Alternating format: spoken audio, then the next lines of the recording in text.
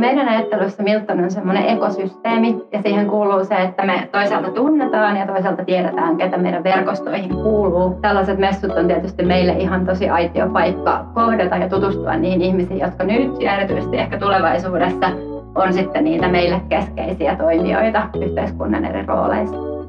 No, suurin osa näistä ihmistieteellisistä ja valtiotieteellisistä tutkinnoista on sellaisia, että ne ei varmista suoraan millekään uralle. Ne soveltuu tosi monipuolisesti erilaisiin työympäristöihin ja työtehtäviin, ja mä tuun messuille sen takia, että mä haluan kartoittaa näitä erilaisia mahdollisuuksia ja löytää jonkun tai jotakin, joka soveltuu just mulle.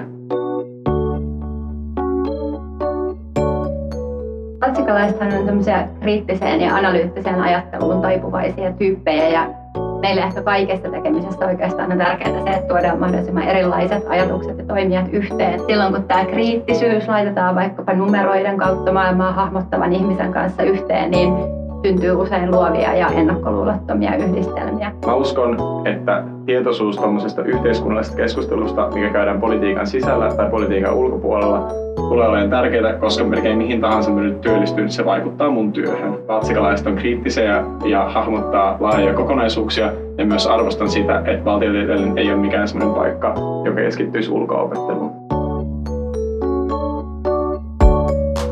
Keskeistä on se, että menee rohkeasti juttelemaan niiden ihmisten kanssa, jotka itseä kiinnostaa, ja toisaalta miettii etukäteen sitten, että millä tavalla haluaa tuoda ne omat tavoitteet esille siinä keskustelussa. Onko se vaikka se, miten se oma työkokemus sopii siihen rekryprofiiliin vai mikä se sitten milloinkin on. Poikkitieteellisissä keskusteluissa kyllä huomaa sen vatsikalaisen otteen johonkin ihan mihin tahansa ongelmaan tai mitä tahansa käsitellään. Se on vähän samanlainen fiilis, kun lämpärin jälkeen pääesiintyjä on kerennyt soittaa vasta 10 sekuntia.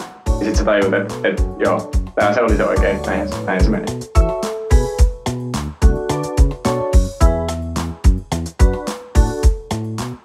Sanotaan vaikka, että Kotka, että siinä on laaja perspektiivi ja sitten sen kriittisen pohdinnan jälkeen tiukka isku oikeaan paikkaan.